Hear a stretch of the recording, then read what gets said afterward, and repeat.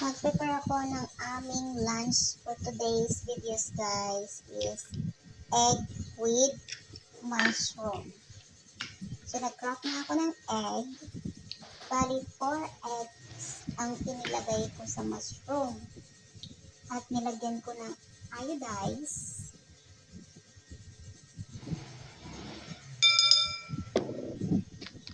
Nilagyan ko rin ng linga.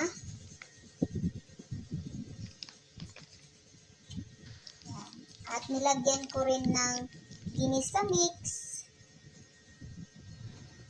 Nilagyan ko ng black pepper powder, paminta. At pinatil ko, guys. Nilagyan ko rin siya ng seasoning nor cubes. Binatil ko din ulit. Non-stop mix it. At nagbukas ako ng mushroom. Yan po yung ihahalo natin sa ating eggs.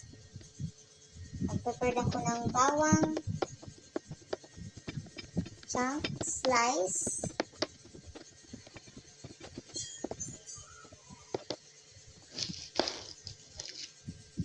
Nag-prepare din ako ng white onion.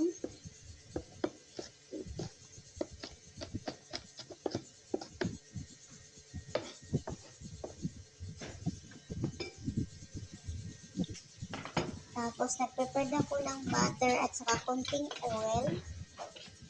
Pina-fry ko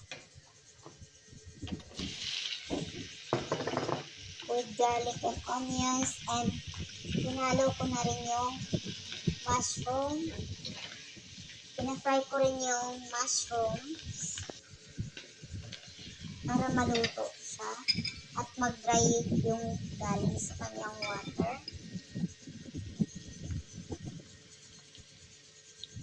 Pinalo ko na yung binuhos ko na yung ating eggs.